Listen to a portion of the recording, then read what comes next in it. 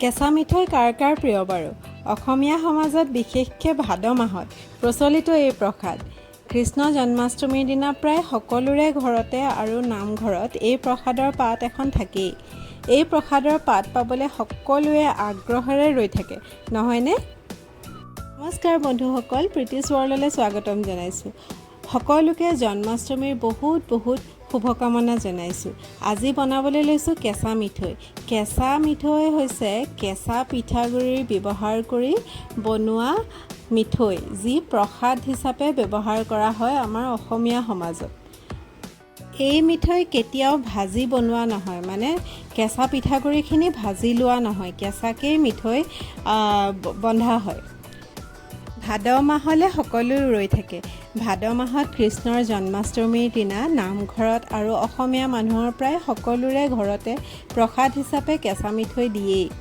আৰু কেঁচা মিঠৈ খাবলৈ ইমানেই বেছি টেষ্টি হয় যে সকলোৱে কেঁচা মিঠৈ পাতখনলৈ আশাৰে বাট চাই থাকে। বহুত গুণৰ অধিকাৰী এই কেঁচা মিঠৈ। গোটেইখিনি হেল্ডি ইনগ্ৰিডিয়েণ্টছেৰে বনোৱা হয় আৰু একেবাৰে কম টাইমতে বনাব পাৰি। আহকচোন তেতিয়াহ'লে ইমান টেষ্টি মিঠৈটো কেনেকৈনো বনাই চাওঁ আহকচোন। কেঁচা মিঠৈ বনাবলৈ ভাত খোৱা চাউলৰ গুড়ি লাগিব। আৰু ভাত খোৱা চাউলৰ গুড়ি কৰিবলৈ প্ৰথমতে ভাত খোৱা চাউল তিয়াই অলপ দেৰি ৰাখি থ'ব লাগিব, তাৰপিছত খুন্দি ল'ব লাগিব। মই 2 গিলাচ ভাত খোৱা চাউল লৈছোঁ আৰু ভালদৰে ধুই 2 ঘণ্টা সময় তিয়াই ৰাখিছোঁ। 2 ঘণ্টামান সময় তিয়ালে ধুনীয়াকৈ কোমলি যায় আৰু এয়া 2 ঘণ্টা সময়ৰ পিছত দেখুৱাইছোঁ। এনেকৈ চাউলটো ভাঙি দিলে ধুনীয়াকৈ ভাং খাই যায় আৰু তেতিয়াই জানিব যে চাউলখিনি ধুনীয়াকৈ কোমলি গ'ল। আৰু এইখিনি তেতিয়া পানীৰ পৰা টুকি খৰাহী এটাত পানীখিনি ভালকৈ টোক খোৱালৈকে থৈ দিব লাগিব।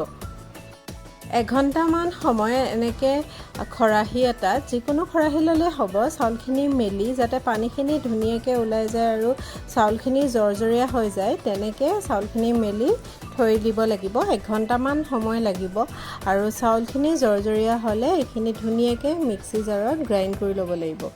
এতিয়া মই 1 ঘণ্টামানৰ পিছত দেখাইছোঁ, চাউলখিনি জৰজৰীয়া হৈছে প্ৰায়। এতিয়া মই এইখিনি ধুনীয়াকৈ গুড়ি কৰি ল'ম মিক্সাৰ জাৰত।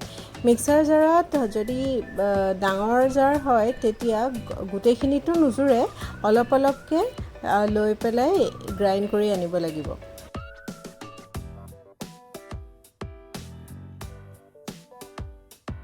মিক্সাৰ জাৰত গুড়ি কৰি অনাৰ পিছত এখন মিহি চালনীখনেৰে চালিব লাগিব চাউলৰ গুড়িখিনি। আৰু তাৰ কাৰণে মিহি চালনীখনৰ ওপৰত চাউলৰ গুড়িখিনি দি এনেকৈ চালি ল'ব লাগিব।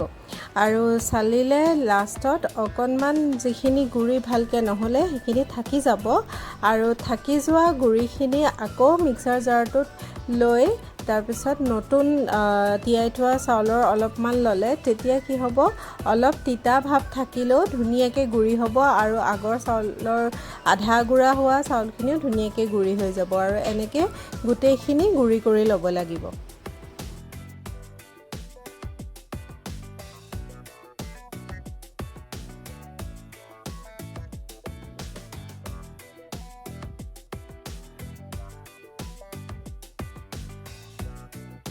গোটেইখিনি এনেকৈ ধুনীয়াকৈ গুড়ি হৈ গ'ল। এতিয়া আমি এই গুড়ি চাউলৰ পৰাই কেঁচা মিঠৈ বনাম। মন কৰিব এয়া ভাজিব নালাগে।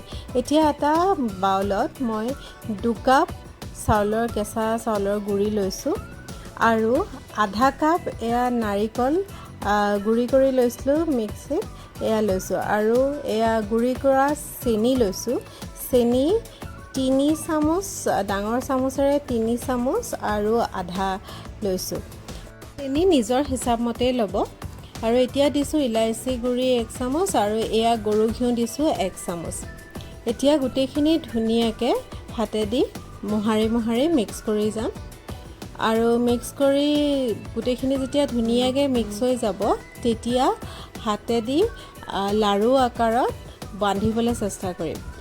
যদি বান্ধিব নোৱাৰে, মানে মুঠিয়াব নোৱাৰে, তেতিয়া ইয়াতে কেঁচা গাখীৰ ব্যৱহাৰ কৰিব লাগিব। প্ৰথমতে কিন্তু ভালদৰে গোটেইখিনি যিখিনি এতিয়া দিলোঁ গোটেইখিনি ভালদৰে হাতেৰে এনেকৈ মোহাৰি মিক্স কৰি ল'ব লাগিব।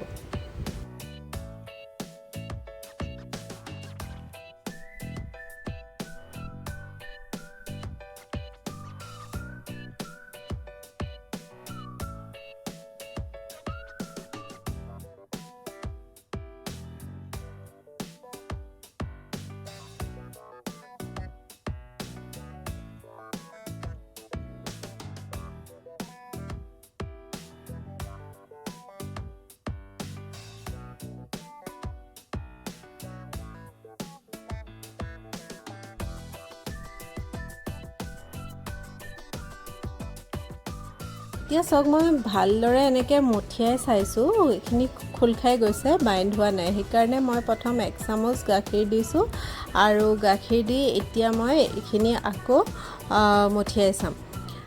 প্ৰথমতে সানি লৈছোঁ গোটেইখিনি।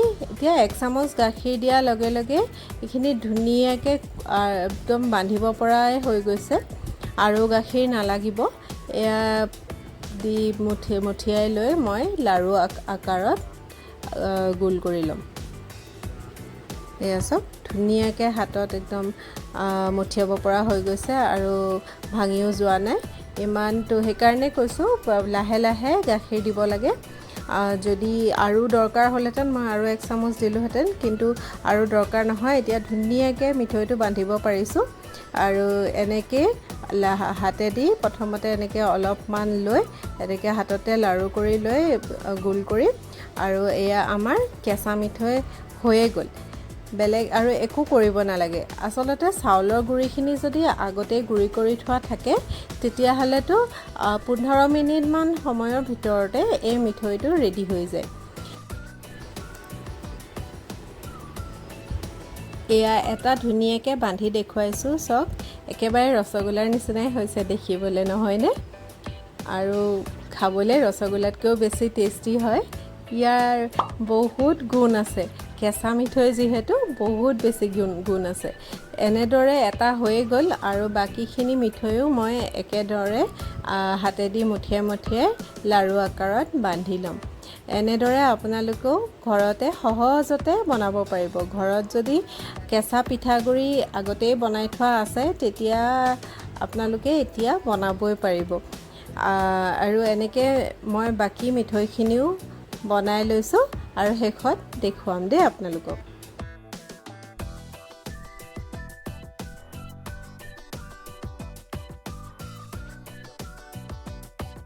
গোটেইখিনি মিঠৈ বন্ধা হৈ গ'ল আৰু এয়া কলপাত এখনত ধুনীয়াকৈ মিঠৈখিনি আপোনালোকক পৰিৱেশন কৰি দেখুৱাইছোঁ।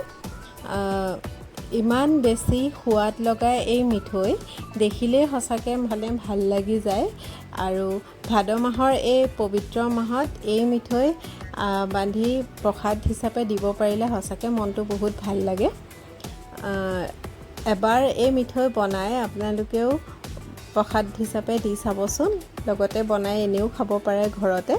আৰু ভিডিঅ'টো যদি চাই ভাল পালে তেতিয়াহ'লে লাইক এটা কৰিব বুলি আশা ৰাখিছোঁ। লগতে বন্ধুৰ লগত শ্বেয়াৰো কৰি দিব আৰু কমেণ্ট এটা কৰি জনাবলৈ নাপাহৰিব কিন্তু। লগতে যিসকল নতুন দৰ্শকে চাই আছে, যদি চাই পেলাই ভাল পাইছে তেতিয়াহ'লে চেনেলটো ছাবস্ক্ৰাইব কৰি ল'ব বুলি আশা ৰাখিছোঁ। লগতে ওচৰতে থকা বেল আইকনটো ক্লিক কৰি দি মোক আগবাঢ়ি যোৱাত সহায় কৰে যে। তেতিয়াহ'লে এই ধুনীয়া ধুনীয়া মিঠৈ, কেঁচা মিঠৈ দেখুৱাই আজি আপোনালোকৰ পৰা বিদায় লৈছোঁ। কৃষ্ণৰ জন্মাষ্টমীৰ বহুত বহুত শুভকামনা আপোনালোকলৈ থাকিল। সকলো ভালে থাকক। পুনৰ এটা নতুন ভিডিঅ'ত লগ পোৱাৰ আশাৰে ধন্যবাদ দেই বন্ধুসকল।